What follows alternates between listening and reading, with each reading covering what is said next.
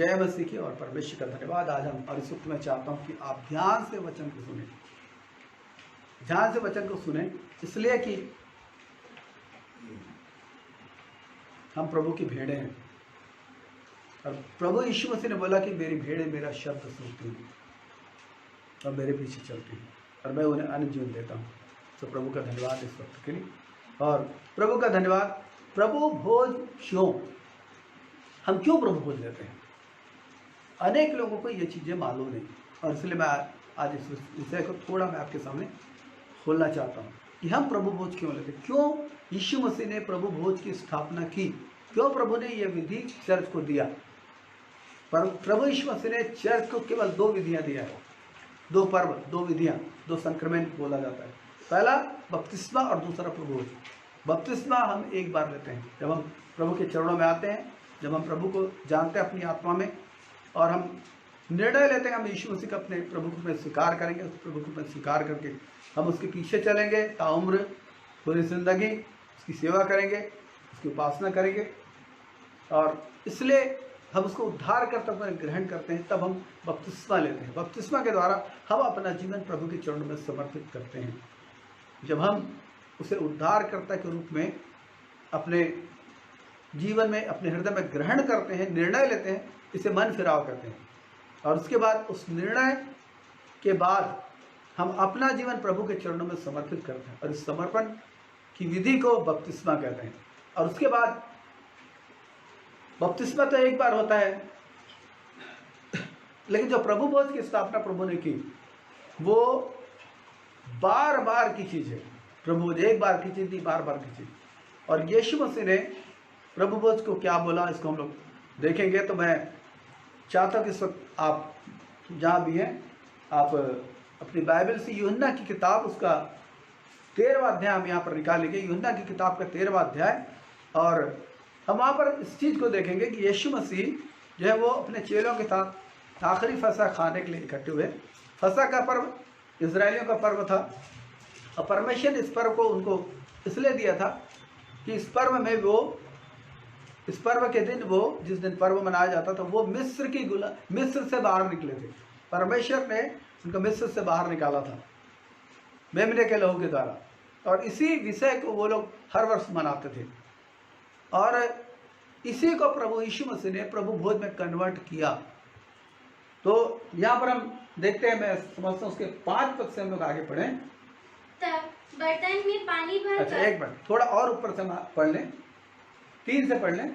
यीशु ने यह जानकर कि पिता ने सब कुछ मेरे हाथ में कर दिया है और मैं परमेश्वर के पास से आया हूँ और परमेश्वर के पास जाता हूँ, भोजन पर से उठकर, देखा, भोजन पर से उठकर अपने ऊपरी कपड़े उतार दिए, अपने ऊपरी कपड़े उतार दिए और अंगोछा लेकर अपनी कमर बांधी, तब बर्तन में पानी भरकर चेलों के पांव धोने और जिस अंगोछे से उसकी कमर बंधी थी उसी से पोंछने लगा। बस यही तक पढ़े, समय के कारण मैं इसको रोक रहा हूँ। तो यहाँ पर हम देखते हैं वो पोंछने लगा, बर्तन में पानी लिया, चेलों के पैर धो रहा है और उस अंगोछे से पोंछने लगा। तो पतरस की जब बारी आती है तो पतरस जो है वो कहता है, नहीं प्रभु तू मेरे पैर नहीं धोएगा। तो यीशु मसीह को बोलते हैं कि यदि मैं तुझको ना धोऊं, ध्यान दीजिए, आप अपनी बाइबल देखिए, यदि मैं तुझको ना धोऊं तो तेरा मेरे साथ कोई संबंध नहीं, कोई साझा नहीं, कोई रिश्ता नहीं। इसीलिए प्रभु भोज है, प्रभु भोज की गहरी इसीलिए। तब वो कहता है पतरस कि प्रभु जब ऐसी बात है तो तू मुझको केवल धो मत, मेरे पैर मत धो, मुझको नहला दे। तो यीशु मसीह बोलता है जो नहा चुका है उसे दोबारा नहाने की आवश्यकता नहीं, केवल पैर धोने की जरूरत है। नहाना बपतिस्मा को दिखा रहा है कि जो बपतिस्मा ले चुका है दोबारा उसे बैप्टिज्म में लेने की जरूरत नहीं, लेकिन वो उसे केवल पैर धोने की जरूरत है। माने इस संसार में रहते जब हम लोग रहते हैं तो इस संसार की गंदगियां हमारे पैरों में लगती हैं। तो मैं दूसरे ढंग से बोलना चाहता हूँ, जब हम उत्पत्ति की किताब देखते हैं, उत्पत्ति किताब, और उसके जब हम लोग उसके 6वें अध्याय में आते हैं, वहाँ पर 1, 2 और 3 पद को हम लोग देखेंगे। जल्दी पढ़ेंगे। फिर जब मनुष्य भूमि के ऊपर मनुष्य जब भूमि के ऊपर बढ़ने लगे और उनके बेटियां उत्पन्न हुई, तब परमेश्वर के पुत्रों ने मनुष्य की पुत्रियों को तब परमेश्वर के पुत्रों ने मनुष्य की पुत्रियों को देखा, वे सुंदर है और उन्होंने जिसको चाहा उससे विवाह कर लिया। अपहरण नहीं किया, भगा के नहीं ले गए, लिखा जिससे चाहा उससे ब्याह कर लिया। तब यहोवा ने कहा मेरा आत्मा मनुष्यों से सदा लो विवाद करता न रहेगा, क्योंकि मनुष्य तो शरीर ही है, उसकी आयु 120 वर्ष की होगी। लिखा मनुष्य तो शरीर ही है। और जब आप उसके मीनिंग को देखेंगे तो लिखा है मनुष्य तो शरीर ही है। इसमें लिखा क्या लिखा है? या मनुष्य में सदा ना रहे। इसके मीनिंग को लिखा है मनुष्य पाप के कारण मनुष्य शरीर बन गया, ऐसा लिखा है। पाप के कारण मनुष्य शरीर ठहरा। और इसको ध्यान से सुनिए, जब परमेश्वर ने आदम और हव्वा को बनाया, आदम को जब बनाया तो बाइबल स्पष्ट कहती है कि परमेश्वर ने कहा उत्पत्ति 1:26 में कि आओ मनुष्य को अपने स्वरूप और अपनी समानता बनाए। और परमेश्वर ने उसके जीवन में नथुनों का श्वास फूका। माने परमेश्वर जब आदम और हव्वा को बनाया तो आत्मिक प्राणी के रूप में बनाया। माने उनके भीतर ये एबिलिटी थी, वो शरीर माने उन लोग देह में थे, देह को बनाया परमेश्वर ने मिट्टी से, लेकिन उनके भीतर ये एबिलिटी थी स्पिरिट पवित्र आत्मा के कारण कि वो परमेश्वर को जान सकते थे, सुन सकते थे, महसूस कर सकते थे, जब तक वो पाप नहीं गिरे थे। ये उनकी स्वरूप और समानता थी कि परमेश्वर को पर्सनली वो जान सकते थे, बाय एक्सपीरियंस वो जान सकते थे परमेश्वर। लेकिन जिस दिन उन्होंने पाप किया उस दिन हुआ ये कि उनकी आत्मा मरे हुए के समान हो गई, आत्मा मरे हुए के समान हो गई, पवित्र आत्मा के साथ संपर्क टूट गया। और अब मनुष्य शरीर ठहरा का मतलब है अब वो शरीर के अनुसार चलने लगा।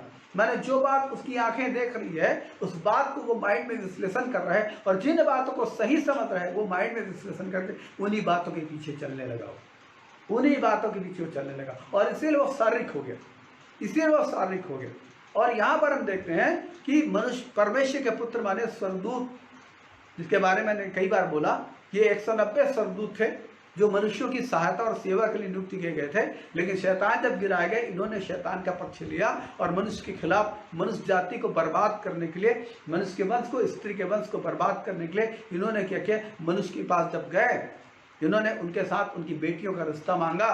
और बाइबल में लिखा है कि जो शारीरिक मनुष्य थे, जो मनुष्य थे, जो शारीरिक हो चुके थे, उन्होंने उनके साथ रिश्ते को जोड़ा।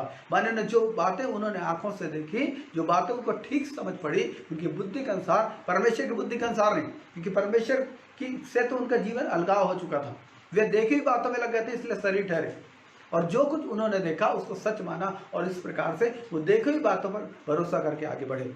लेकिन वहाँ पर नूह एक व्यक्ति था जिसने अपनी पवित्रता को बना कर रखा था। पवित्रता मतलब वो शरीर के अनुसार नहीं चल रहा था, लेकिन वो परमेश्वर के आत्मा के संदेशों को जानता था। वो जानता था कि मनुष्य के लिए क्या प्रतिज्ञा है, वो जानता था मनुष्य को कैसे जीना है। और मैं समझता हूँ परमेश्वर के साथ उसकी एक संगति थी, वो परमेश्वर की आवाज़ को सुन सकता था। उसने परमेश्वर की आवाज़ को सुना कि परमेश्वर इस पृथ्वी को जल प्रलय के द्वारा नाश करेगा, लेकिन मुझको और मेरे परिवार को बचाएगा, और इस पृथ्वी पर एक नई सृष्टि को उदय करेगा। ये वो जानता था, वो आत्मिक मनुष्य था, यानी परमेश्वर के आत्मा के साथ उसकी संगति थी। और इस प्रकार से हम देखते हैं मनुष्य शारीरिक हो गया और परमेश्वर के साथ उसकी संगति कट गई। और यशायाह उसके 53:6 में ऐसा लिखा है कि सबने अपना मार्ग लिया और सब जो वो परमेश्वर से दूर चले गए, भटक गए, परमेश्वर से दूर चले गए, परमेश्वर को नहीं पहचाना। परमेश्वर की पहचान उनकी आत्मा से छिप गई, उनके जीवन से छिप गया, वो शरीर के अधीन हो गए, अभिलाषों का अधीन हो गए। और फिर इफिसी उसके 2 अध्याय को हम लोग आएंगे, इफिसी 2 अध्याय और 1, 2 और 3 पद को हम लोग इस वक्त पढ़ेंगे। इफिसी उसका 2 अध्याय 1, 2 और 3 पद। उसने तुम्हें भी जिलाया, हाँ, जो अपने अपराधों और पापों के कारण मरे लिखा, उसने तुम्हें भी जिलाया, माने ये आत्मा के जन्म के बारे में, आत्मा, हमारी आत्मा को प्रभु ने जो नया जन्म दिया उसके बारे में लिखा है। उसने तुम्हें भी जिलाया जो अपने अपराधों और पापों के कारण मरे हुए थे, जिनमें तुम पहले ही संसार की रीति पर और आकाश के अधिकार के हाकिम अर्थात उस आत्मा के अनुसार चलते थे जो अभी आज्ञा ना मानने वालों में कार्य करता है। हाँ, ये जो चीज आप देख रहे हैं ना, ये जो वचन देख रहे हैं 1, 2 और 3, तीसरा पद नहीं पढ़ा उसने, 1, 2, 3 अभी हम लोग पढ़ेंगे। ये बता रहा है परमेश्वर के महान अनुग्रह के कार्य के विषय में कि हम शारीरिक थे, पापों के कारण हम मुर्दा किसी दशा में थे। माने जो हमारा फॉर्मेशन था वो खत्म, माने उस समय तक वो खत्म हो गया था, बोलिए, तो हम मुर्दा के समान थे। लेकिन फिर से पढ़ेंगे उसको, उसने तुम्हें भी जिलाया जो अपने अपराधों और पापों के कारण मरे हुए से थे, जिनमें तुम पहले इस संसार की रीति पर और आकाश के अधिकार के हाकिम अर्थात उस आत्मा के अनुसार चलते थे जो भी आज्ञा ना मानने वालों में कार्य करता है। इनमें हम भी सबके सब पहले अपने शरीर की लालसाओं में दिन बिताते थे और शरीर और मन की इच्छाएं पूरी करते थे और अन्य लोगों के समान स्वभाव से क्रोध की संतान थे।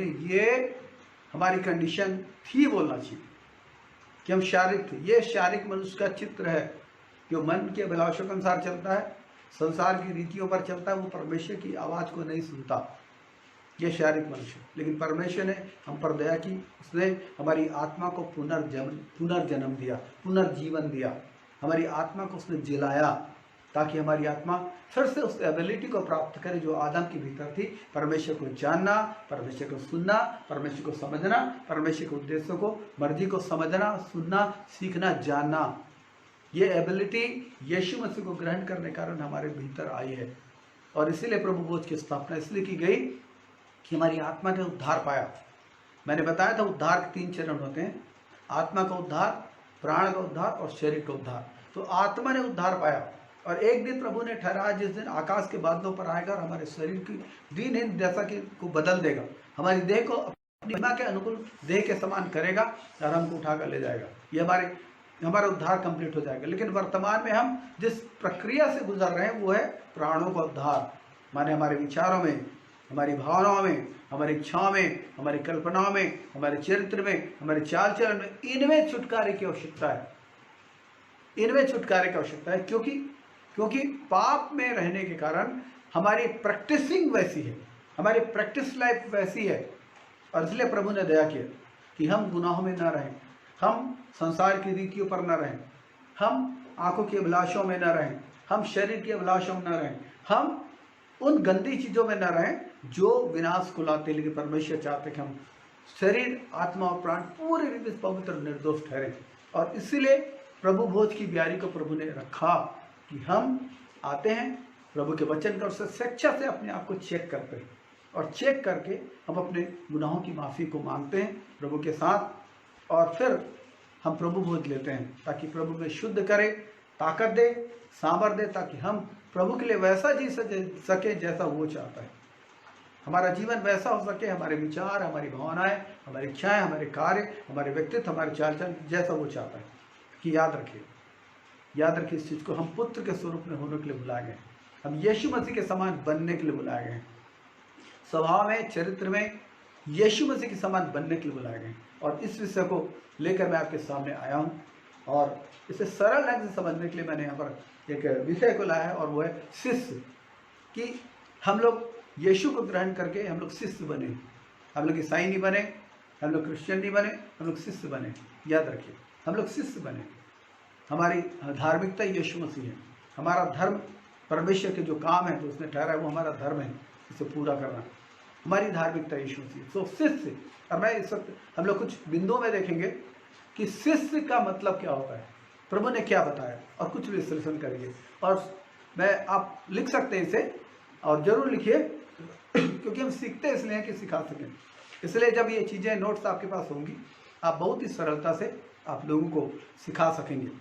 कि जब भी ज़रूरत पड़े आप नोट्स खोल कर देख सकते हैं और इसके द्वारा आप और चीज़ों को समझकर आप बेहतर ढंग से अपने श्रोताओं का या अपने साथियों का आप सिखा सकें।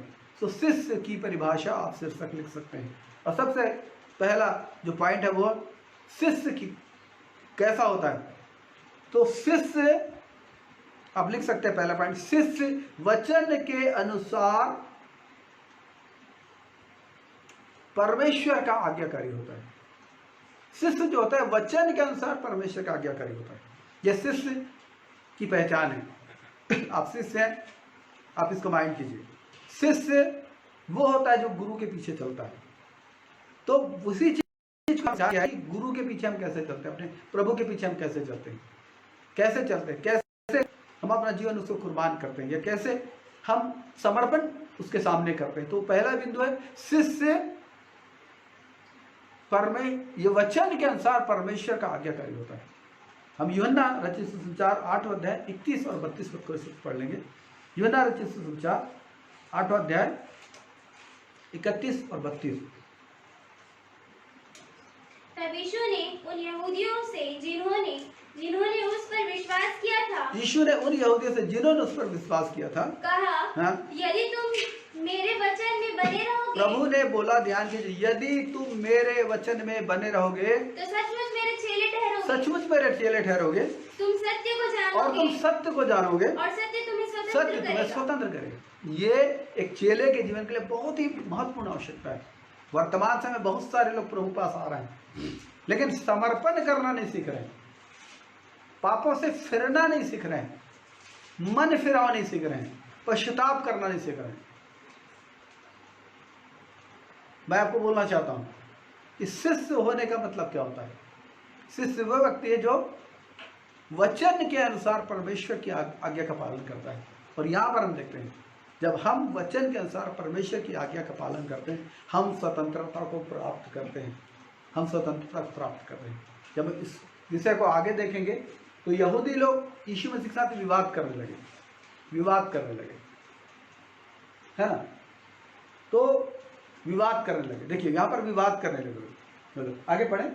उन्होंने उसको उत्तर दिया, उन्होंने उसको कहा, हम तो अब्राहम के वंश से हैं, हम तो अब्राहम के वंश से हैं और कभी किसी के दास नहीं हुए। कभी किसी के दास नहीं हुए, भारी घमंड। हाँ, फिर तू कैसे कहता है कि तुम स्वतंत्र हो जाओगे, जबकि अभी भी वो लोग दूसरे राष्ट्र की गुलामी में थे। हाँ, यीशु ने उनको उत्तर दिया, मैं तुमसे सच कहता हूँ कि जो कोई पाप करता है वो पाप का दास है।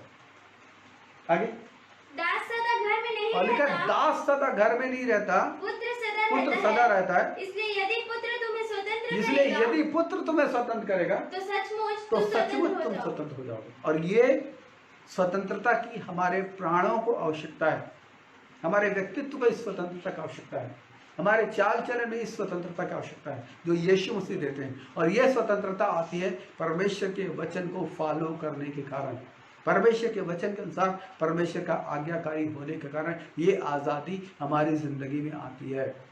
इसको आप नोट कीजिए अपने जीवन में। और ये प्रतिदिन का होना चाहिए, केवल प्रभु के समय नहीं। प्रतिदिन जब आप प्रभु के चरणों में बैठते हैं, आप परमेश्वर के वचन को पढ़ते हैं, परमेश्वर के वचन के द्वारा अपने आप को आप जांचे जाने दीजिए, अपने आप को जांचे जाने दीजिए। मैं एक वचन और बोलना चाहता हूँ, याकूब की पत्री उसका पहला अध्याय, याकूब उसका पहला अध्याय और 21 से के 25 पद तक पढ़ेंगे। इसलिए सारी मलिनता और बैर भाव की बढ़ती को दूर करके, सारी मलिनता और बैर भाव की बढ़ती को दूर करके उस वचन को नम्रता से ग्रहण कर लो जो हृदय में बोया गया है। अभी ये वचन आपके हृदय में बोया जा रहा है। और जब आप प्रभु के चरणों में बैठते हैं व्यक्तिगत रीति से, प्रभु वचन को आपके हृदय में बोता है। याद रखिए, जब आप वचन पढ़ते हैं, वचन आपको पढ़ता है, वो बोता है।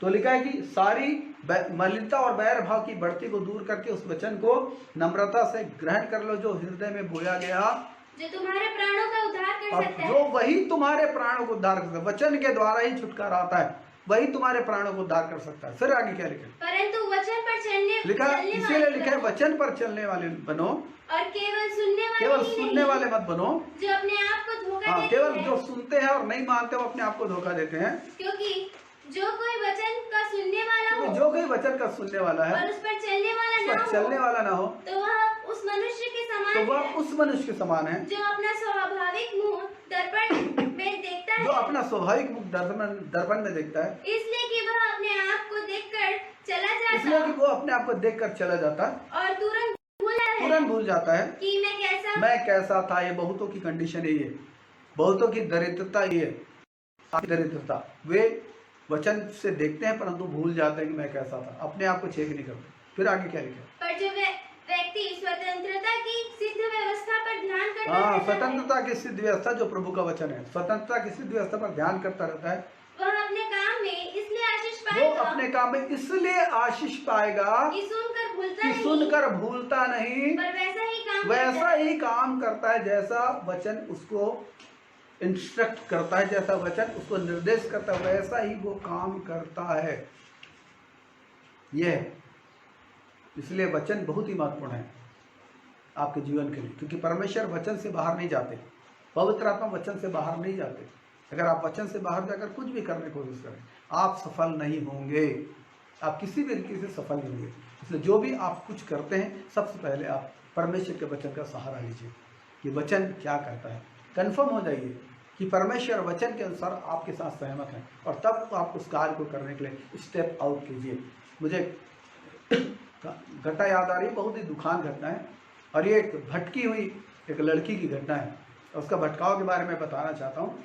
वो एक शादीशुदा व्यक्ति के प्यार में पड़ गई, शादीशुदा व्यक्ति के प्यार में पड़ गई, और वो जवान कुंवारी लड़की थी, और वो अब ख्वाब देखने लगी, विश्वासी थी, ख्वाब देखने लगी कि वो उस व्यक्ति की पत्नी बनेगी।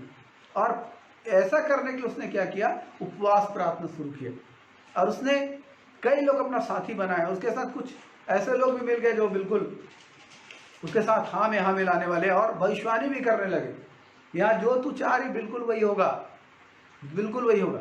और ये जब मैटर मेरे पास आया, मैंने स्पष्ट बोला, परमेश्वर का वचन इसको अलाउ नहीं करता, समर्थन नहीं करता, ये पाप है, गुनाह है, विचार है, इसको अलाउ नहीं करता। परमेश्वर कभी भी इस विषय को पूरा नहीं करेगा। उपवास चलने लगा, प्रार्थना चलने लगा, बरसों बीत गया। आपको बोलना चाहता हूँ, वो लड़की प्रौढ़ हो गई, प्रौढ़ समझ रहे, मैरिज की एज गुजर गई, लेकिन अब तक उसकी प्रार्थना पूरी नहीं हुई, सुनी नहीं गई। क्यों? क्योंकि वचन के अनुसार वो नहीं थी। और इसलिए परमेश्वर अपने वचन में रहता है, और जो कुछ आप वचन के अनुसार करते हैं उसमें परमेश्वर आशीष देता है। और इसलिए उसने कहा, सुलेमान ने बोला कि तू अपनी समझ का सहारा मत लेना, वरन संपूर्ण मन से यहोवा पर भरोसा रखना, संपूर्ण मन से यहोवा पर भरोसा रखना। जब आप नीति वचन के इस पॉइंट को पढ़ते हैं, 5 और 6 पद को, उसके पहले पहला पद आता है। देखिए पहला पद में क्या, नीति वचन का तीसरा अध्याय, भजन संहिता का अध्याय नहीं होता है, नीति वचन का अध्याय होता है। नीति वचन तीसरा अध्याय, नीति वचन तीसरा अध्याय, उसका पहला पद क्या बोलता है? हे मेरे पुत्र, मेरी शिक्षा को ना भूलना, मेरी शिक्षा को ना भूलना, अपने हृदय में मेरी आज्ञाओं को रखे रहना, अपने हृदय में मेरी आज्ञाओं को रखे रहना, क्योंकि ऐसा करने से तेरी आयु बढ़ेगी, और तू अधिक कुशल से रहेगा, तू अधिक ब्लेसेड होगा। ये वचन कह रहा है। जब आप वचन को नजर करते हैं तो ये होता है आपकी जिंदगी के लिए। हालेलुया। और फिर 5 पद में क्या लिखा है? तू अपनी समझ का सहारा मत लेना, संपूर्ण मन से यहोवा पर भरोसा रखना, उसी को स्मरण करके सब काम करना, उसी को स्मरण करके सब काम करना, तब वो तेरे लिए सीधा मार्ग निकालेगा। स्मरण करना माने वचन के अनुसार आप स्मरण करते हैं परमेश्वर को। इसलिए याद रहे, आप अपनी प्रार्थना को भी आप चेक करा करें कि आपकी प्रार्थनाएं वचन के अनुसार है कि नहीं, तब वो सुनी जाएंगी। प्रभु का धन्यवाद। हम आगे बढ़ते हैं क्योंकि हमारा विषय बड़ा है। दूसरा पॉइंट पे हम आते हैं, और दूसरा पॉइंट चेले के गुण, या चेले की परिभाषा, चेले का गुण क्या होता है। पहला पॉइंट हमने देखा कि चेला वो होता है जो वचन के अनुसार परमेश्वर का आज्ञाकारी होता है। दूसरा, ये चेला फल लाने वाला होता है, हाँ, व्यर्थ नहीं होता, फल लाने वाला है। यूहन्ना इसके 15 अध्याय इसके 8 पद को हम देखेंगे। यूहन्ना 15 अध्याय और 8 पद को देखेंगे। यूहन्ना 15 अध्याय 8 पद। मेरे पिता की महिमा, हाँ, इसी से होती है। प्रभु ने कहा मेरे पिता की महिमा इससे होती है कि तुम बहुत सा फल लाओ, तभी तुम मेरे चेले ठहरोगे। हालेलुया। बाइबल में जाते आत्मा का फल होता है, बहुत सारे लोग इसी को प्रचार करते हैं, लेकिन ये जो लिखा गया नहीं, ये आत्मा का फल नहीं, आत्माओं का फल है, याद रखिए। 15 अध्याय जो है वो अभिषेक के बारे में, पवित्र आत्मा के अभिषेक के बारे में बोला गया है। पवित्र आत्मा में होकर ही हम प्रभु में बने रह सकते हैं, पवित्र आत्मा में होकर प्रभु की अभिषेक में बने रह सकते हैं। और प्रभु ने अपने चेलों से कहा, प्रेरितों से कहा, इस वक्त उनके सामने प्रेरित थे, कि प्रेरितों से क्या बोला? मेरे पिता की महिमा इसमें होती है कि तुम बहुत सा फल लाओ, तभी तुम मेरे चेले ठहरोगे। तुम बहुत सा फल लाओ, और एक शब्द और लिखा है, तुम्हारा फल बना रहे उसी में। हालेलुया। उसके 16 पद में लिखा है, 16 पद में लिखा है, हालेलुया। तो ये फल जो है आत्माओं का फल है। लेकिन आप एक बात जरूर है कि जब हम प्रभु के साथ साथ चलते हैं तो आत्मा के जो फल होते हैं, जो गलतियों 5 के 22 वो हमारे जीवन में जरूर प्रकट होते हैं। लेकिन ये बात आत्माओं के फल के बारे में लिखी गई है, और मैं अगले ही पद में मैं इसको थोड़ा और एक्सप्लेन करूंगा। और तीसरा जो गुण होता है चेले का, वो जो मैंने अभी बोला आत्मा को फल के बारे में, वो यहाँ पर प्रकट होता है। वो गुणात्मक वृद्धि करने वाला है, वो गुणात्मक वृद्धि लाने वाला होता है। कलीसिया में चेला जो है ना, कलीसिया में गुणात्मक वृद्धि लाने वाला होता है। माने वो आत्माओं को लाता है, गुणात्मक वृद्धि। माने लोग बढ़ते जाते हैं कलीसिया में। और हम देखेंगे प्रेरितों का उसके 6 अध्याय के 7 पद को देखेंगे। 6 अध्याय का 7 पद, प्रेरितों का 6वां अध्याय 7वें पद को। परमेश्वर का वचन फैलता गया, लिखा परमेश्वर का वचन फैलता गया, और यरूशलेम में चेलों की गिनती बहुत बढ़ती गई। यरूशलेम में चेलों की गिनती बहुत बढ़ती गई, और याजकों का एक बड़ा समाज इस मत को मानने वाला हो गया। और याजकों का एक बड़ा समाज इस मत को मानने वाला हो गया। विरोधी लोग भी प्रभु में आ गए। ये याजक लोग जो विरोधी थे, एक बड़ा समाज, बड़ा हिस्सा जो है प्रभु के पास आ गया। तो हुआ क्या था, जब प्रेरित लोगों ने पवित्र आत्मा पाया, उसके बाद जब उन्होंने प्रचार किया पतरस ने, 3000 लोग वहां पर प्रभु में आ गए। ये 3000 लोग जब प्रभु में आए ना, तो क्या लिखा है, जब इन्होंने बपतिस्मा लिया, बपतिस्मा लेने के बाद ये क्या करने लगे, तो जब आप 2 अध्याय के 42 पद को पढ़ेंगे, 4 महत्वपूर्ण चीजें इनके जीवन में थी। सबसे पहली चीज ये प्रेरितों से शिक्षा पाने लगे, दूसरी चीज ये संगति रखने लगे, तीसरी चीज ये रोटी तोड़ने लगे, और चौथी चीज ये प्रार्थना में लौलीन रहे लिखा। माने ये यीशु मसीह को समझ गए थे, चेलों ने सिखाया कैसे प्रभु में बने रहे। ये लौलीन रहने वाले लोग थे, और इन्होंने क्या सीखा, फिर होता क्या था मैं इसको बताना चाह रहा हूँ। ये लोग, चूंकि इजराइल लोग प्रतिदिन मंदिर में इकट्ठा होते थे, बड़ी भारी संख्या में इकट्ठे होकर वहां वो प्रार्थना करते थे। वो प्रार्थना उनकी होती थी कि हे मसीह तू आ। उनकी प्रार्थना होती थी, वो यीशु मसीह को पुकार, माने मसीह को पुकारते थे। वो यीशु को आज भी मसीह नहीं मानते, लेकिन प्रभु का धन्यवाद, ऐसी रिपोर्टिंग मैं पढ़ रहा हूँ, सुन रहा हूँ कि एक भारी संख्या में यहूदी लोग वो प्रभु के चरणों में आ रहे हैं, खासकर जवान लोग। अब उनके सामने ये भेद खुलते जा रहे हैं कि जिस यीशु का उन्होंने 2000 साल पहले इनकार किया था, वही यीशु मसीह है जिसका वो इंतजार कर रहे हैं। और बहुत सारी भविष्यवाणियाँ, बहुत सारे साइन, उनके जो धर्म ग्रंथ है, यहूदियों के धर्म ग्रंथ हैं, उनमें जो भविष्यवाणियाँ दी गई वो पूरी हो रही है, और वो सारी चीज़ें जाकर यीशु मसीह में फिट हो रही हैं, और इन चीज़ों को लोग समझ रहे हैं। तो प्रभु का धन्यवाद कि ये जो चेले लोग थे, ये प्रेरितों से शिक्षा पाते थे। तो क्या शिक्षा पाते थे, तो जब यहूदी लोग मंदिर में जाकर मंदिर में जाते थे, मंदिर में ये लोग प्रार्थना करते थे, हे मसीहा आ, हे मसीहा आ। ये चेले लोग उनकी प्रार्थना सुनते थे, उनके साथ दोस्ती करते थे, फ्रेंडशिप करते थे उस वक्त, और वो उनके साथ बात करते थे कि आप जो प्रार्थना कर रहे हैं, हे मसीह आ। और मैं आपको बताना चाहता हूँ, मैं आपसे इस विषय में कुछ बातचीत करना चाहता हूँ। और तब उनके बीच में एक मीटिंग तय होती थी, और वो विश्वासी उस व्यक्ति को अपने घर ले जाता था। अब घर ले जाकर वहां पर बैठकर लोग चर्चा करते थे, और यीशु मसीह के बारे में कि यीशु ही मसीह है, पवित्र शास्त्र से खोल कर उस व्यक्ति को समझाते थे, खोल कर, क्योंकि इन्होंने वही सीखा था। खोल कर उस व्यक्ति को समझाते थे यीशु मसीह है, और इस प्रकार से उस व्यक्ति को विश्वास में लाते थे। कौन? चेले लोग।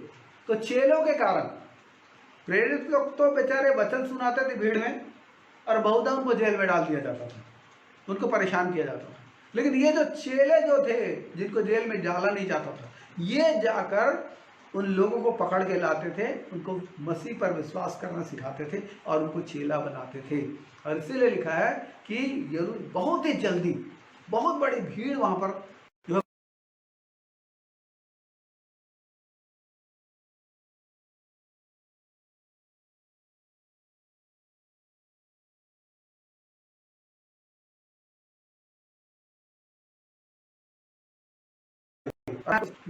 आपके आर्थिक विश्वास करते विश्वास करते किसी भी माध्यम से। जब आप विश्वास करते आप विश्वास बनते हैं। सबसे पहली चीज आप विश्वासी बनते हैं।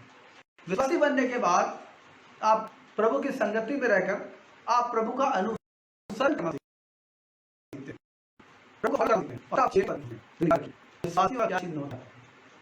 विश्वासियों के चिन्ह क्या होता है? मरकुस रचित सुविधा 16 अध्याय और 17 और 18 पद को हम लोग देखेंगे जल्दी से, और हम देखेंगे विश्वासियों क्या चिन्ह होता है। हाँ, विश्वास करने वालों में यह चिन्ह होंगे, विश्वास करने वालों में चिन्ह होंगे कि वे मेरे नाम से दुष्टात्माओं से भर जाएंगे। ऐसा नहीं लिखा, वे मेरे नाम से दुष्टात्मा को निकालेंगे, नई भाषा बोलेंगे, सांपों को उठा लेंगे, और यदि वे प्राणनाशक वस्तु भी पी जाए तो भी उनकी कुछ हानि नहीं होगी। वे बीमारों पर हाथ रखेंगे और वे चंगे हो जाएंगे। ये जो 5 चीजें सुपर नेचुरल चीजें हैं, ये एक विश्वासी की पहचान है। पर यहाँ तो आजकल ऐसे विश्वासी हैं जो दुष्टात्मा निकालने के बदले दुष्टात्मा से बहुत घबराते हैं, डरते हैं, रात को अंधेरे में जाने से डरते हैं। ये विश्वास नहीं है, ये अविश्वास है, ये संदेह है। और इन छोटी बातों में भी मन फिराने की जरूरत है, क्योंकि जब तक अगर आप विश्वास में दृढ़ नहीं होते, इन चीज़ों में दृढ़ नहीं होते, अगर दृढ़ नहीं होते आप फॉलो नहीं कर सकते यीशु मसीह को। तो पहला चीज़ है विश्वासी। दूसरा, विश्वासी होकर वो अनुसरण करना सीखता है और वो चेला बनता है। याद रखिए। और चेला बनने के बाद वो अनुसरण करता, चेला बनता है। चेला बनने के बाद वो डीकन की सेवकाई में आता है। डीकन माने सेवक, वो डीकन की सेवक माने वो चर्च में असिस्ट करने लगता है। चर्च के जो प्रबंध के कार्य है उसमें वो सहयोग करने लगता है, वो डीकन बनता है। और ऐसा धीरे धीरे वो वचन में परिपक्व होता जाता है और वो प्राचीन के पद को पहुंचता है। प्राचीन वो जो वचन में परिपक्व होता है, प्रबंध में परिपक्व होता है, वचन में परिपक्व होता है और दूसरों को भी सिखाता है, वो प्राचीन बनता है। प्राचीन बनने के बाद वो जब लोगों को सिखाने लगता है, वो वरदानी सेवकाई के रूप में वो इस्तेमाल होता है। वरदानी सेवकाई माने, ये वरदानी सेवकाई जो है ये इफिसी उसके 4 अध्याय के 11 पद में पाया जाता है। वहाँ पर लिखा है कि उसने कितनों को प्रेरित नियुक्त करके, कितनों को भविष्यवक्ता नियुक्त करके, कितनों को सुसमाचार सुनाने वाले, कितनों को रखवाले और उपदेशक नियुक्त करके दे दिया। इस वरदानी सेवकाई में प्राचीन लोग इस्तेमाल होता है। और याद रखिए, बिशप, प्रेस्बिटर, पास्टर, प्राचीन, धर्मवृद्ध, एल्डर, ये सब एक ही शब्द हैं। बिशप, पास्टर अलग अलग शब्द नहीं, ये सब एक ही शब्द है।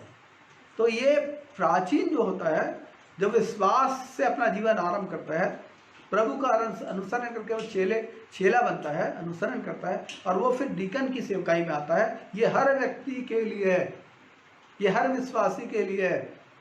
ये आत्मिक उन्नति का नियम, वो डीकनशिप की सेवकाई में आता है, माने चर्च में असिस्ट करता है। और ऐसा होते होते वचन सीखते सीखते वो वचन में परिपक्व होता है, वो प्राचीन बनता है। ये पदनी सेवकाइयाँ हैं, ये प्राचीन बनता है। प्राचीन बनने के बाद वो वरदानी सेवकाई में इस्तेमाल होता है।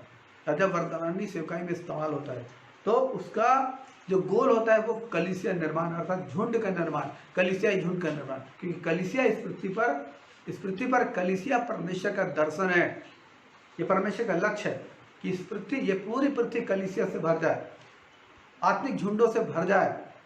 ये परमेश्वर का दर्शन है। और एक विश्वासी के जीवन यहाँ से आरंभ होता है। विश्वास से जीवन आरंभ करता है, वो प्रभु का अनुसरण करता हुआ चेला बनता है। फिर वो डीकनशिप की सेवकाई में आता है, मैंने चर्च में वो असिस्ट करता है। प्रबंध की सेवकाई में हो सकता है दरी उठाए, हो सकता है झाड़ू लगाए, ये डीकन की सेवकाई है। यहाँ से आगे बढ़ता है, वचन में परिपक्व होकर प्राचीन के पद को पहुँचता है, दूसरों को सिखाने काबिल होता है, और तब वो वरदानी सेवकाई में इस्तेमाल होता है, किसी न किसी ऑफिस में इस्तेमाल होता है। और उसके ऑफिस का लक्ष्य होता है कि कलीसिया निर्माण करे, ये उसका लक्ष्य होता है। चलिए आगे बढ़ते हैं। तो हमने पहला पॉइंट देखा, क्या लिखा?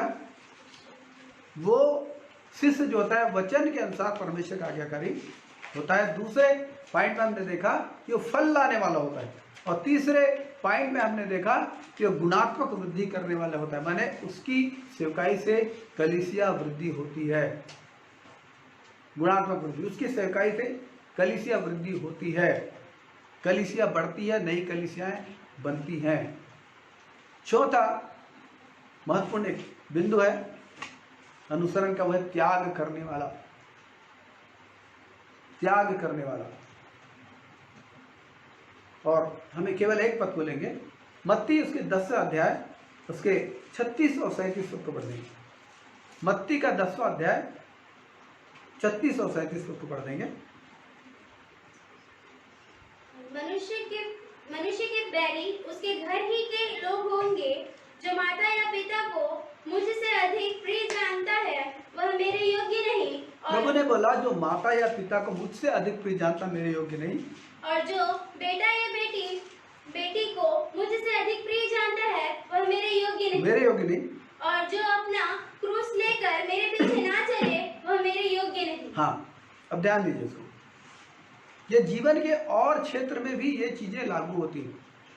यदि आप मैं इसको अधिक नहीं बोलूंगा, लेकिन यीशु मसीह के बारे में बोलूंगा। यीशु मसीह ने बोला यदि आप यीशु को फॉलो करते हैं तो घर के लोग ही ज्यादा बैरी होते हैं। इसीलिए प्रभु ने बोला कि यदि आप प्रभु को फॉलो करना चाहते हैं तो आपके जीवन में एक पारिवारिक सामाजिक संघर्ष जरूर होता है। यदि आपके घर के लोग विश्वासी नहीं, प्रभु का धन्यवाद उन लोगों के लिए जिनके घर के लोग विश्वासी हैं, वहाँ शांति होती है। लेकिन जिस घर में विश्वासी नहीं है वहाँ पर व्यक्ति को निर्णय लेना पड़ता है, कड़ा निर्णय लेना पड़ता है, अपनी भावनाओं के खिलाफ जाकर निर्णय लेना पड़ता है। लेकिन यदि आप त्याग करने वाले व्यक्ति हैं, जरूर परमेश्वर आपको छोड़ेगा नहीं।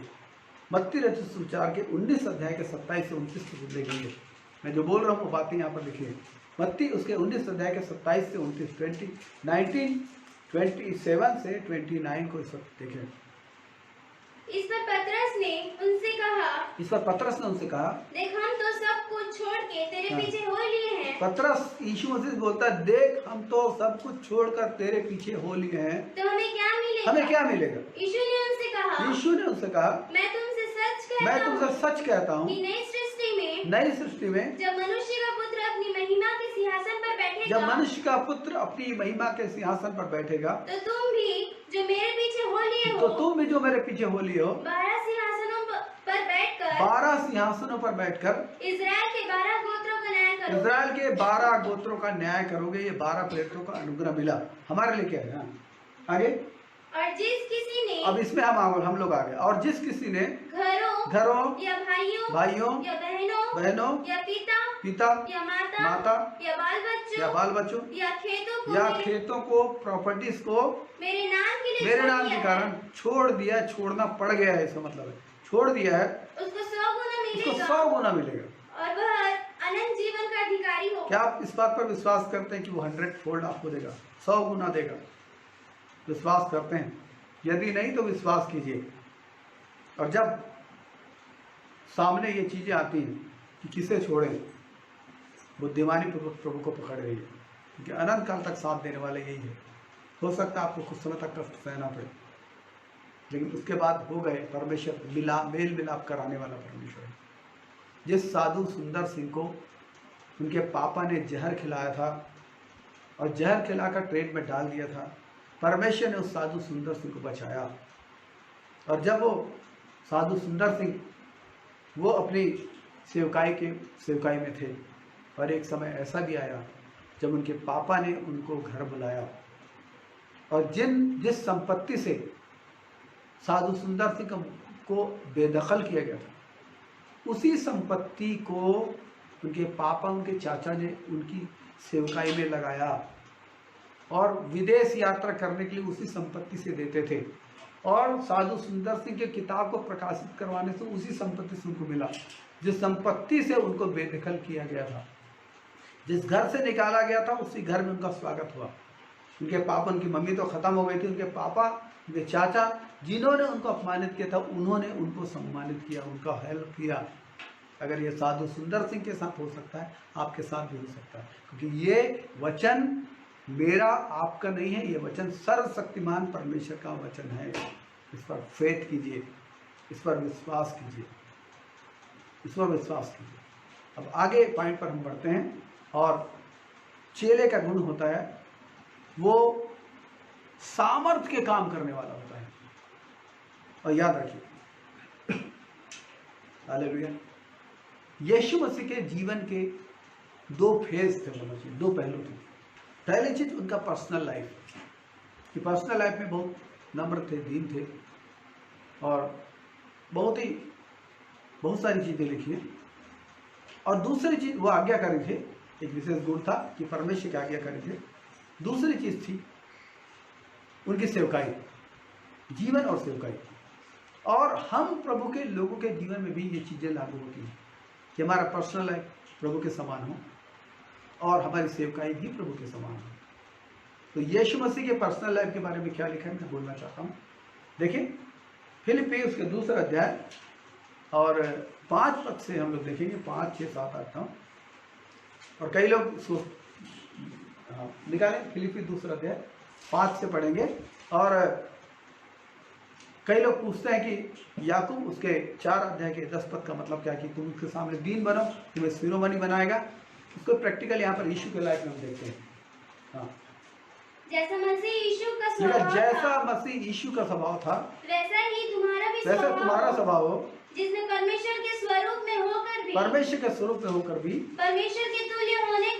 के तुल्य होने को अपने वश में रखने की वस्तु न समझा, वरन अपने आप को दीन किया, शून्य किया, और दास का स्वरूप धारण किया, और मनुष्य की समानता में हो गया, और मनुष्य के रूप में प्रकट होकर अपने आप को दीन किया, और यहाँ तक आज्ञाकारी रहा कि मृत्यु, क्रूस की मृत्यु में सह ली।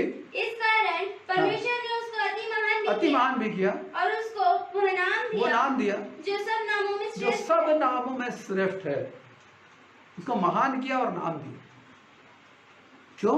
दीन करने का ना, शून्य करने का ना, आज्ञा पालन करने का। और यही मेरी आपकी जिंदगी के लिए सच है, जिससे याकूब 4:10 में बताया गया। मैं आगे बढ़ना चाहता हूँ। और हम देख रहे हैं सामर्थ्य के काम करने वाला होता है। ये कौन? ये चेला। और मैं एक बहुत अच्छी बात को बताना चाहता हूँ जो यीशु मसीह जीवन से संबंधित है।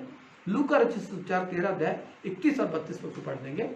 लूका 13 अध्याय 31 और 32 पद। उसी घड़ी कुछ फरीसियों ने आकर उससे कहा, यहाँ से निकलकर नहीं, हाँ ठीक, हाँ, यहाँ से निकल कर चला जा, क्योंकि हेरोदेस तुझे मार डालना चाहता है। मैंने मौत सामने खड़ी है। आगे उसने उनसे कहा, जाकर उस लोमड़ी से कह दो कि देख मैं आज और कल दुष्ट आत्मा को निकालता और बीमारों को चंगा करता हूँ, और तीसरे दिन अपना कार्य पूरा करूँगा। यहाँ पर मुझको बहुत खूबसूरत बातें लगी। मौत सामने है, मालूम है मैं मरने जा रहा हूँ, लेकिन चिंता किसकी है? लोगों की, आत्माओं की। तो कहते मैं बीमारों को चंगा करूँगा, दुष्ट आत्मा को निकालूंगा। मैं जिस काम के लिए आया हूँ वो काम मैं पूरा करूँगा। और ये काम प्रभु ने हमें भी दिया है। जब आप पढ़ते हैं मत्ती के 10 अध्याय के 1 पद को, हम देखें क्या बोल रहे हैं। 10 अध्याय 1 पद, मत्ती 10 अध्याय 1 पद, मत्ती 10। हाँ, फिर उसने अपने 12 चेलों को पास बुलाकर उन्हें अशुद्ध आत्माओं पर अधिकार दिया कि उन्हें निकाले और सब प्रकार की बीमारियों और सब प्रकार की दुर्बलताओं को दूर करे। 7 और 8 तक बढ़ी। और चलते चलते यह प्रचार करो, स्वर्ग का राज्य निकट आ गया है। वचन सुनाओ। हाँ, बीमारों को चंगा करो, लेकिन साथ ही बीमारों को भी चंगा करो, मरे हुओं को जिलाओ, कोढ़ियों को शुद्ध करो, दुष्ट आत्माओं को निकालो, तुमने सेत में तो सब चीजों को पाया, सामर्थ को। सेत में 2 बोला प्रभु। और जब आप यूहन्ना 14:12 पद में पढ़ेंगे, यीशु मसीह ने हमारे बारे में बोला वहां पर कि मैं तुमसे सच सच कहता हूँ, 14:12 यूहन्ना, मैं तुमसे सच सच कहता हूँ कि जो मुझ पर विश्वास रखता है, ये काम जो मैं करता हूँ वह भी करेगा, वरन इनसे भी बड़े काम करेगा। तो आप देख रहे हैं चेले की पहचान क्या होती है। वो सामर्थ के काम करने वाला होता है। तो चुपचाप बैठ कर ताली बजाने वाला व्यक्ति नहीं होता। वो दुष्टात्मा से डर के भागने वाला व्यक्ति नहीं होता। वो सामर्थ के काम करने वाला व्यक्ति होता है। तो आप भी ठान लीजिए, अगर आप अपने आप को चेला समझते हैं तो देख लीजिए चेला होने का मतलब क्या होता है। आप अपने आप चेक कर लीजिए। 6वां पॉइंट है महान आदेश पूरा करने वाला। मत्ती 28 अध्याय और उसके 18 से 20 पद में प्रभु यीशु मसीह ने चेलों को महान आदेश दिया और बोला कि स्वर्ग और पृथ्वी का सारा अधिकार मुझे दिया गया, इसलिए तुम जाकर सब जातियों को चेला बनाओ, उन्हें पिता और पुत्र और पवित्र आत्मा के नाम से बपतिस्मा दो, और जो बातें मैंने तुम्हें आज्ञा माननी सिखाई उसे उन्हें आज्ञा मानना सिखाओ, और देखो मैं जगत के अंत तक सदैव तुम्हारे संग हूं। माने ये महान आदेश कलीसिया के लिए, चेलों के लिए, ये उनका संविधान है, ये उनकी निर्देश पुस्तिका है, ये उनकी जीवन पुस्तिका है कि वो महान आदेश को पूरा करते हैं।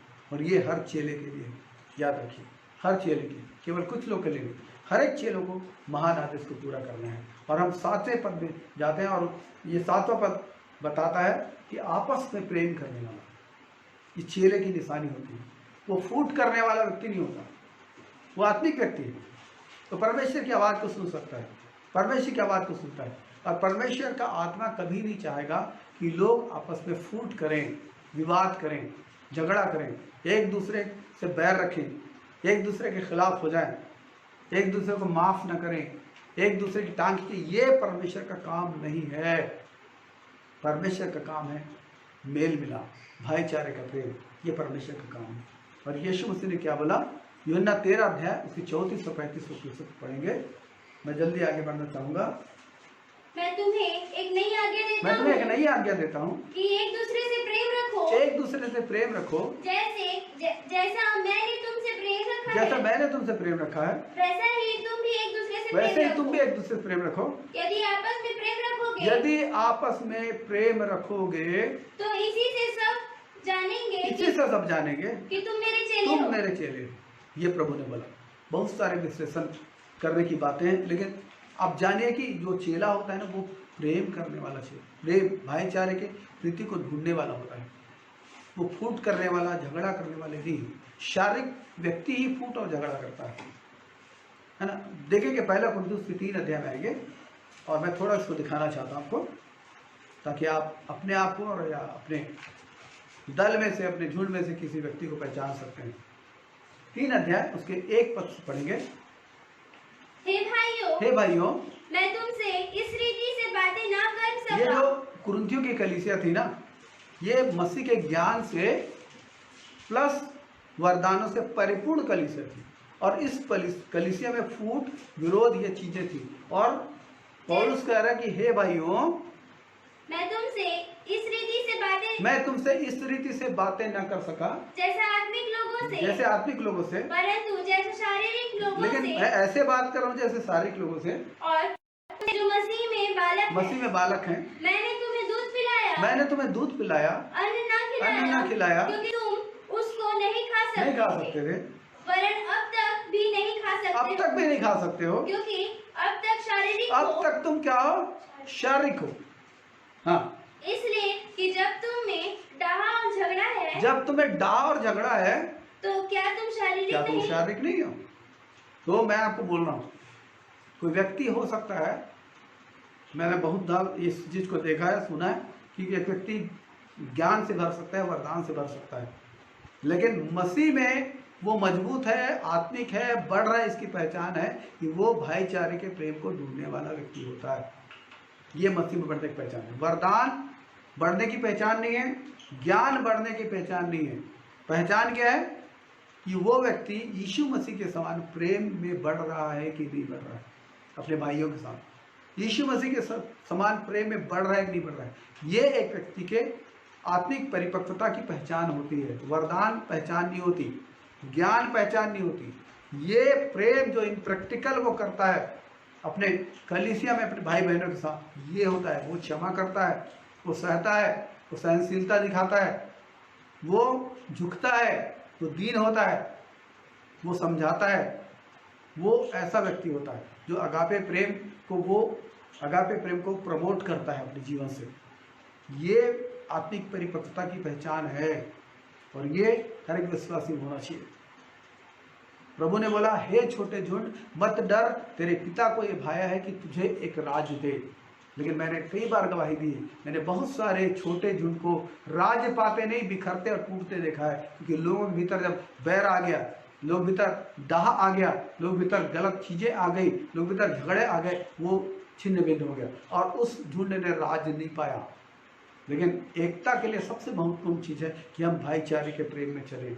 और प्रभु वो यही सिखाता है। जो एक रोटी होती है, रोटी वो देह है और वो हमको दिखाता है कि हम जिस रीति से रोटी ग्रहण करते हैं उसी रीति से हम अपने भाई और बहनों को, जो मसीह में हमारे भाई बहन, एक दूसरे को स्वीकार करते हैं, एक दूसरे पर ब्लेम नहीं करते, दोष नहीं लगाते, एक दूसरे को नीचा नहीं दिखाते, एक दूसरे के कारण बनते हैं, एक दूसरे के लिए प्रार्थना करते हैं, एक दूसरे के बीच में अगर कोई बैर है उसे खत्म करते हैं, अपनी ओर से हम पहल करते हैं और लोगों के साथ मेल मिलाप करते हैं। क्यों? इस चीज की जरूरत हमको है। अगर आप प्रभु में बढ़ना चाहते हैं, सामर्थ्य के काम करना चाहते हैं, याद रखिए प्रभु ने बोला, जिस किसी राज्य में फूट होती है राज्य बना नहीं रहता, घर में फूट होती घर उजड़ जाता है। याद रखिए। तो यदि आप सामर्थ्य के काम करना चाहते हैं लेकिन आप दूसरी तरफ झगड़ा कर रहे हैं, बैर कर रहे हैं, अपने लोगों को माफ नहीं कर रहे हैं, अपने लोगों को बदनाम कर रहे हैं, अपने लोगों के खिलाफ जा रहे हैं, तो याद रखिए आप कभी भी सफल नहीं होंगे, कभी भी सफल नहीं होंगे, बल्कि आप गलत बोएंगे और आपको गलत काटना पड़ेगा। याद रखिए। तो आइए हम लोग आगे बढ़ते हैं। और हमने 7वें पद को देखा, आपस में प्रेम करने वाला होता है चेला। चेला आपस में प्रेम करता है। जो शारीरिक लोग होते हैं, स्वार्थी लोग होते हैं, वो झगड़ा करते हैं। लेकिन चेला जो होता है, वो जो त्याग करने वाला होता है, वो प्रेम करने वाला होता है। 8वीं चीज है सुधि लेने वाला, वो दूसरों की सुधि लेता है। और इब्रानी उसके 13 अध्याय के 16 पद को हम लोग पढ़ेंगे। इब्रानी 13 अध्याय के 16 पद पढ़ेंगे। भलाई करना और उदारता दिखाना ना भूलो। भलाई करना, उदारता दिखाना ना भूलो, क्योंकि परमेश्वर ऐसे बलिदानों से प्रसन्न होता है। क्योंकि परमेश्वर ऐसे बलिदानों से प्रसन्न होता है। माने भलाई करना, उदारता दिखाना। बहुत इन चीजों को बहुत बार वचन में लिखा गया है। तो ये चीजें होनी चाहिए। हम गलतियों के पत्र में आ जाएंगे, गलतियों के पत्र में, और इसके बाद फिर एक पद और है, गलतियों के पत्र में हम लोग आ जाएंगे और उसके 6 अध्याय के 6 पद से हम लोग पढ़ेंगे। देखिए क्या लिखा है। जो वचन की शिक्षा पाता है वह सब अच्छी वस्तुओं में सिखाने वाले को भागी करे। हाँ, धोखा ना खाओ। परमेश्वर ठट्टों में नहीं उड़ाया जाता। आगे, क्योंकि मनुष्य जो कुछ बोता है वही काटेगा। क्योंकि जो अपने शरीर के लिए बोता है स्वार्थी रीति से, हाँ, वह शरीर के द्वारा विनाश की कटनी में काटेगा। और जो आत्मा के लिए बोता है वह आत्मा के द्वारा अनंत जीवन की कटनी काटेगा। हम भले काम करने में साहस न छोड़ें, क्योंकि यदि हम ढीले ना हो तो ठीक समय पर कटनी काटेंगे। इसलिए जहाँ तक अवसर मिले हम सबके साथ भलाई करें, विशेष करके विश्वासी भाइयों के साथ। और मैं आपको एक पद देना चाहता हूँ, मत्ती उसके 25 अध्याय के 21 से 40 पद को, इसको पढ़ना नहीं है अभी। और ये आपको इसके बारे में अच्छी पिक्चर प्रभु ने पेश किया है, ये कैसे हम लोगों की सुधि ले सकते हैं। और हम अंतिम अपने अध्ययन के आखिरी पॉइंट में आएंगे, और वह है अगुओं के अधीन रहने वाला। चेला जो होता है वो अपने अगुओं के अधीन रहता है। जितने बीते 8 पॉइंट्स जो बताए गए ना, वो सब का सार यहाँ पर मिलता है कि एक व्यक्ति अगर वो अपने अगुओं के अधीन रहेगा तो बाकी चीजों में बढ़ता जाएगा। याद रखिए। पहला पत्रस उसके 5 अध्याय और 5 से 7 के सूत्र देखेंगे। पहले इब्रानी उसके 13 अध्याय में देखें। इब्रानियों 13 अध्याय का 17 पद पहले पढ़े। इब्रानी 13 अध्याय 17 पद। अपने अगुओं की आज्ञा मानो, अपने अगुओं की आज्ञा मानो और उनके अधीन रहो, और लिखा उनके अधीन रहो, क्योंकि वे उनके समान तुम्हारे प्राणों के लिए जागते रहते तुम्हारे हैं, प्राणों के लिए जागते रहते हैं, जिन्हें लेखा देना पड़ेगा। वे यह काम आनंद से करें, वे काम आनंद से करें। आपकी ड्यूटी है, आपकी ड्यूटी है कि आपका अगुआ आपकी सेवकाई आनंद से करे। हाँ, ना कि ठंडी सांस ले लेकर। हाँ, जब आप आज्ञा मानते हैं, अधीन रहते हैं, आज्ञा मानते हैं, उनके साथ खड़े रहते हैं, ये उनको आनंदित करता है। तो आप आज्ञा माने, अधीन रहे, आज्ञा माने, तो जब आप ऐसा करते हैं आप उनको आनंदित करते हैं। वो काम वो आनंद से करते हैं, फिर अगुवाई के काम है ना कि ठंडी सांस ले लेकर, क्योंकि इस दशा में तुम्हें कुछ फिर आपको अगुवाई का कोई भी जो आपकी ब्लेसिंग है अगुवे के द्वारा वो नहीं मिलेगी। ये वचन कहता है, ये वचन इस बात को कहता है। और पहला पत्रस 5 अध्याय के 5 पद से हम पढ़ेंगे 7 तक। क्या लिखा है? इस प्रकार हे नवयुवकों को तुम भी प्राचीनों के अधीन रहो, वरन तुम सब के सब एक दूसरे की सेवा के लिए दीनता से कमर बांधे रहो, क्योंकि परमेश्वर अभिमानियों का विरोध करता है, परंतु दीनों पर अनुग्रह करता है। इसलिए परमेश्वर के बलवंत हाथ के नीचे दीनता से रहो, जिससे वह तुम्हें उचित समय पर बढ़ाए। देखा, इसलिए परमेश्वर के बलवंत हाथ के नीचे, ये अगुवाई है। ये अगुवाई जो अगुवे का पद होता है वो बलवंत हाथ है परमेश्वर का, इसलिए उसके नीचे दीनता से रहो ताकि वह तुम्हें उचित समय पर बढ़ाए। और मैं आपको बोलना चाहता हूँ, मैं जो हमेशा बोलता हूँ कि परमेश्वर कैसे एक कलीसिया को स्थापित करता है, और वह एक व्यक्ति को चुनता है अगुवे के रूप में, और उस व्यक्ति को वो तैयार करता है। तैयार करके वो व्यक्ति को वो एक स्थान में खड़ा करता है, और उस व्यक्ति के द्वारा परमेश्वर लोगों से बातचीत करता है वचन के माध्यम से। परमेश्वर उस व्यक्ति के द्वारा अपने दर्शन को, अपने उद्देश्य को बांटता है। जितने लोग उन चीज़ों को समझते हैं वो लोग आकर जुड़ने लगते हैं और एक कलीसिया का निर्माण होता है, और फिर वो कलीसिया के द्वारा उस पूरे क्षेत्र में सेवकाई की जाती है एक अगुवे के कारण। और इसीलिए अगुवे के अधीन रहना जरूरी है, क्योंकि अभिषेक जो है वो मूल रीति से अगुवे के जीवन में पाया जाता है। यीशु मसीह का अभिषेक अगुवे के जीवन में आता है, और अगुवे के द्वारा वो अभिषेक कलीसिया में आता है। और यदि वो कलीसिया अभिषेक में बने रहना चाहती, बढ़ना चाहती, तो जरूरी है कि वो अगुवे के अधीन में रहे।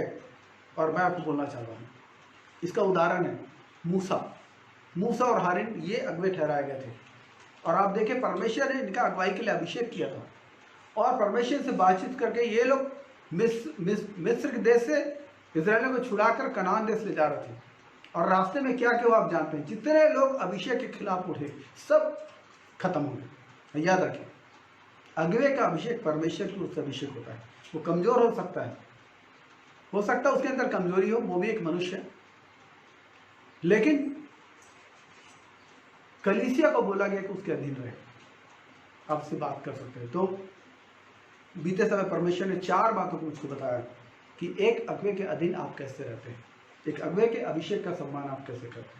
यीशु मसीह ने बोला, यदि कोई व्यक्ति भविष्यवक्ता को भविष्यवक्ता जानकर ग्रहण करे, भविष्यवक्ता की आशीष पाएगा। बहुत सारे लोग, क्या हो रहा है मैं इसको बता रहा हूँ, बड़ा दुख होता है कि लोग अपने अगुवे को तुच्छ जानते हैं, लेकिन कोई दूसरा व्यक्ति बाहर से प्रचारक के रूप में आता है, उसको वो लोग बहुत सम्मान देते हैं, वो सम्मान के हकदार हैं। लेकिन आपके अगुवे का सम्मान भी आपके हृदय में ज़्यादा होना चाहिए। तो 4 बातें हैं जिसके द्वारा आप एक अगुवे का सम्मान करते हैं। सबसे पहली बात, आपको क्या करना है, आपको अपने अगुवे के लिए निरंतर प्रार्थना करनी है, क्योंकि कलीसिया और आप आत्मिक युद्ध में हैं, और आत्मिक युद्ध में हमेशा शैतान अगुवे को टारगेट बनाता है। ये उसकी प्लानिंग है कि यदि चरवाहे को मार दिया जाए तो झुंड तितर बितर हो जाएगी, ये उसका प्लान है। और इसीलिए आपको सबसे पहला काम करना है, अपने अगुवे के लिए प्रार्थना करनी है, उनके व्यक्तिगत जीवन के लिए, उनके आत्मिक जीवन के लिए, उनके स्वास्थ्य के लिए, उनके परिवार के लिए, उनके फाइनेंस के लिए, उनके आने जाने के लिए, सब बातों में आपको ध्यान करके अगुवे के लिए पहले प्रार्थना करनी है। मैं प्रभु का धन्यवाद कर रहा हूँ। मैं अपने कई सारे विश्वासी भाई बहनों जो उपवास और प्रार्थना में लगे रहते हैं, मैं इनसे पूछता हूँ कि क्या आप मेरे लिए प्रार्थना करते हो। मेरा हृदय गदगद हो जाता है जब कहते हैं कि हम सबसे पहले आपके लिए प्रार्थना करते हैं और दिन में कई बार प्रार्थना करते हैं। अब मैं प्रभु का धन्यवाद करना चाहता हूँ इस बात के लिए, और आपके भी धन्यवाद करना चाहता हूँ कि आप मेरे लिए प्रार्थना करते हैं। इसीलिए मुझे ताकत मिलती है, इसीलिए मैं प्रार्थना में समय गुजार सकता हूँ, इसीलिए मैं अध्ययन कर सकता हूँ, इसीलिए मुझको बहुत प्रकाशन प्रभु दे रहे हैं जो मैं आपके साथ बांट रहा हूँ। तो सबसे पहली चीज़ है कि आप अपने अगुवे के लिए प्रार्थना करें। दूसरी चीज़ है आप अपने अगुवे की आज्ञा माने, उसके अधीन रहें। आप अपने अगुवे की आज्ञा माने और उसके अधीन रहें। बलवा मत करें। बलवा पाप का एक नाम है, बलवा, और ये शैतान का स्वभाव है और यही उसने मनुष्य को सिखाया, बलवा करना। और ये जो चीज़ होती है, जो बलवा होती है, ये आपको आत्मिक रीति से नहीं बढ़ाएगी या भौतिक आशीषों पे नहीं ले जाएगी, लेकिन आपका जो बलवा होता है वो आपको विनाश की ओर ले जाता है, परेशानी की ओर ले जाता है, आपको संघर्ष की ओर ले जाता है। प्रभु ने कहा, फिर मैं स्मरण दिला रहा हूँ कि जो तुम्हें ग्रहण करता है वो मुझे ग्रहण करता है। अगुवे के बारे में बोले जा रहे हैं, जो तुम्हें ग्रहण करता है मुझे ग्रहण करता है, और जो मुझे ग्रहण करता है मेरे भेजने वाले ग्रहण करते हैं। माने यदि आप एक अगुवे के खिलाफ खड़े हो गए, यदि आप अपने अगुवे के खिलाफ खड़े हो गए हैं, आज ही तौबा करके माफ़ी मांगे और अगुवे के साथ मेल मिलाप करें। यदि आपके अगुवे के जीवन में कोई बुरी बात पाई जाती है, आप जरूर उनसे बातचीत करें, जरूर उनसे बातचीत करें। न्याय आप मत करें, परमेश्वर को न्याय करने दें। यदि आप इस प्रकार देखते हैं और समझाएं, उनके सिखाएं, समझाएं, उनके साथ बातचीत करें, उनको उत्साहित करें, क्योंकि उनके साथ परमेश्वर का अभिषेक है, परमेश्वर का दर्शन है। तो आप कृपया उनसे बातचीत करें। तो पहली चीज़ है कि आप अगुवे के लिए प्रार्थना करें। दूसरी चीज़ है कि आप अगुवे के अधीन रहें, उसकी आज्ञा माने। और तीसरी जो चीज़ है कि आप अपने दान और दशमांश के द्वारा अगुवे की आर्थिक सहायता करें। ये जरूरी है। व्यक्ति जो फुल टाइम वर्क करते हैं, वो लोग जो दूसरी अपॉर्चुनिटी है धन कमाने की, उसको छोड़कर प्रभु के पास आए हैं। और परमेश्वर ने ठहराया, ये नियम परमेश्वर का है कि कलीसिया के लोग अगुवे को अपना दशमांश दें। वो उसकी जीविका के लिए, आप उसको हिसाब नहीं मांग सकते, वो उसकी जीविका के लिए, बाइबल कहती है जीविका के लिए, जीविका के लिए परमेश्वर ने ठहराया, यीशु मसीह ने ठहराया। और ये पहला कुरिन्थी 9 अध्याय के 13 और 14 पद में यीशु मसीह ने ठहराया कि जो सुसमाचार की सेवा करते हैं उनकी जीविका सुसमाचार से वो। तो जो आपके चर्च के अगुवे हैं, दशमांश उनका है, आप उनको दें। दूसरों को आप भेंट दे सकते हैं, दान दे सकते हैं, लेकिन दशमांश पूरी ईमानदारी से उनके हाथ में दीजिए, क्योंकि भेंट और दान ये आपकी मर्जी के अनुसार है, लेकिन दशमांश आपकी मर्जी के अनुसार नहीं, ये परमेश्वर का ठहरा हुआ है, ये परमेश्वर का हिस्सा है और ये अगुवे के हाथ में जाना चाहिए जो चर्च का अगुवा है। तो तीसरी चीज़ है कि आप अपना दान दशमांश उन्हें दें, अपने अगुवे को। और चौथी चीज़ है कि सेवकाई के लिए आप अगुवे के साथ खड़े हों, सहयोग करें, समय दें, उनके साथ चलें, अपनी ओर से डेडिकेशन दें। ये आप 4 चीज़ें हैं। फिर से बोल रहा हूँ, पहली चीज़ है कि आप अगुवे के लिए निरंतर प्रार्थना करें, क्योंकि उसकी आर्थिक उन्नति से आपकी आर्थिक उन्नति होगी, उसकी आर्थिक उन्नति से आपकी आर्थिक उन्नति होगी, उसके जीवन की उन्नति से आपको वो आशीष मिलेंगी। दूसरी चीज़ है कि आप अपने अगुवे के अधीन रहें और उनकी आज्ञा मानें। तीसरी चीज़, अपना दशमांश पूरी ईमानदारी के साथ अपने अगुवे को दें। दान भेंट जो कुछ मांगा जाता है आप उस पर जरूर हाथ बढ़ाएं। चौथी चीज़ ये है कि आप अपने अगुवे के साथ सेवकाई के क्षेत्रों के लिए खड़े हो जाए, जो आपको सेवा सौंपते हैं, पूरी ईमानदारी, लगन और मेहनत के साथ उनकी निर्देशन में आप इसे पूरा करें। तो इस प्रकार से हम लोग देख रहे हैं कि चेले के क्या गुण होते हैं, चेले की क्या परिभाषा होती है। और मैंने इसको इसलिए स्टार्ट किया था कि आज हम प्रभु की बैरी में शामिल होने वाले हैं। तो मैंने बताया कि मनुष्य शारीरिक हो गया, पाप शारीरिक व्यक्ति झगड़ा करता है, शारीरिक व्यक्ति विद्रोह करता है, शारीरिक व्यक्ति बुरी चाल चलता है, लेकिन आपने प्रे करने वाला होता है, कहने वाला होता है, वो प्रार्थना होता है। और हमने देखा कि उद्धार के 3 चरण हैं। हमारी आत्मा को उद्धार हुआ है, हमारी आत्मा को स्वतंत्र किया गया है। दूसरी चीज, एक दिन जब यीशु मसीह आकाश के बादलों पर आएंगे, हमारी देह का उद्धार होगा। तीसरी चीज है कि हमारे प्राणों का उद्धार, जिसमें हमारी हिस्सेदारी होती है कि हम वचन पढ़ते हैं, वचन के द्वारा अपने आप को जांचते हैं और जांच करके प्रभु के चरणों में आते हैं, अपने गुनाहों को अंगीकार करते हैं, प्रभु से अनुग्रह मांगते हैं और जीने की कोशिश करते हैं प्रभु को फॉलो करते हुए। तो इस प्रकार से हमने आज देखा, इसे शिष्य के रूप में देखा कि शिष्य की परिभाषा की शिष्य क्या करता है। तो शिष्य वचन के अनुसार परमेश्वर का आज्ञाकारी होता है। शिष्य फल लाने वाला व्यक्ति होता है, जो आत्माओं को जीतने वाला व्यक्ति होता है। और शिष्य जो होता है वो कलीसिया में गुणात्मक वृद्धि को लाने वाला होता है, वो अपनी कलीसिया में बढ़ोतरी करने वाला होता है। हमने देखा कि वो त्याग करने वाला होता है। जब परमेश्वर और लोगों के दरमियान उसे निर्णय करना होता है, वो परमेश्वर को चुनता है, प्रभु को चुनता है। हमने देखा कि वो सामर्थ्य में काम करने वाला होता है। हमने देखा कि वो महान आदेश की पूर्ति करने वाला होता है, वो आपस में प्रेम का खोजी होता है। और हमने देखा कि वो जो होता है वो अगुवे के अधीन रहने वाला होता है और सुधि लेने वाला होता है और वो अपने अगुवे के अधीन रहने वाला होता है। और आज क्योंकि प्रभु बोध की तैयारी में हम शामिल होते हैं, आइए अपने आप को चेक करें।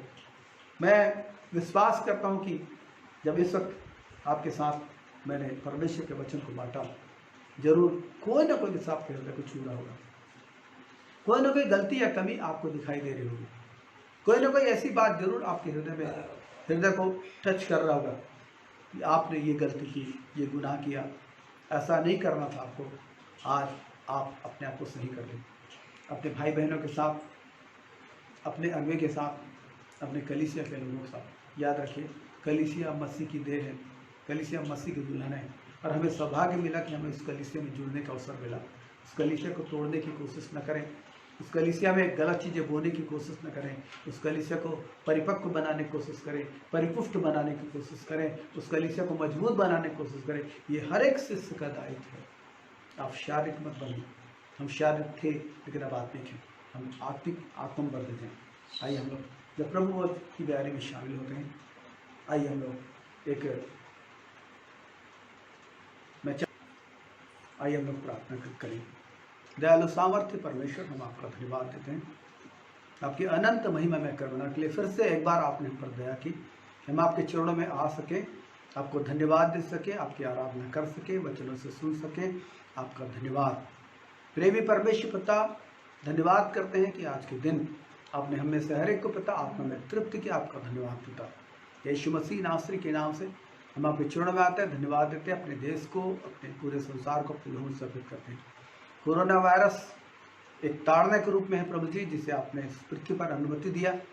वो लोग पिता जो आपको छोड़कर जा रहे हैं प्रभु जी, वो आपकी ओर फिरे पिता और जीवन पाए पिता। सो हम आपका धन्यवाद देते हैं कि आपने इस वायरस के जरिए शैतान की प्लानिंग को ध्वस्त किया, नष्ट किया। हम प्रार्थना करते हैं बहुतायत से लोग आपके चरणों में आने पाए प्रभु जी, आपको अपने मुक्तिदाता में ग्रहण करें, अनंत जीवन प्राप्त करें, नव जीवन पाए। हम प्रार्थना करते हैं, हम धन्यवाद देते हैं प्रेम परमेश्वर पिता, अपने कलीसिया को, अपने लोगों को, परिजनों को, जिन्हें इस वक्त हम अपनी आंखों से नहीं देख पा रहे हैं लेकिन अपनी आत्मा में हम महसूस करते कि वे स्वस्थ है। प्रभु जी, हम उन्हें भी आपके बलवंत लोगों में स्थापित करते हैं। धन्यवाद कि उनके साथ ऑनलाइन आराधना करने का अनुग्रह दिया। हम प्रार्थना करते हैं सब बातों में महिमा आदर आपको देते हैं पिता। खुदा आसमानी, जब तक हम आपस में न मिलें, प्रेम में एक दूसरे से गठे रहें प्रभु जी, और एक दूसरे के लिए प्रार्थना करते रहें, एक दूसरे के स्मरण करते रहें और एक दूसरे की उन्नति का कारण बने। आप उनमें सारे को आशीष करें। सारा महिमा, सारा आदर आपको देते हैं। धन्यवाद देते कि प्रभु की ब्यारी को संपन्न करने के लिए आपने हमें आशीष किया। प्रभु जी, शहर में, हमारे गांव में जितने भाई बहन रहते हैं सबको आशीषित करें और आपका अनुग्रह सबके साथ हो। महिमा और आदर आपको मिले पिता। धन्यवाद के साथ मृत्यु उद्धार करता यीशु मसीह के मीठे नाम से मांगते हैं, आमीन। एक टीचिंग वीडियो जरूर लेकर आऊँगा, आप अलर्ट रहिए, जरूर आप उसको देखने पाएंगे। प्रभु आप सबको आशीष दे।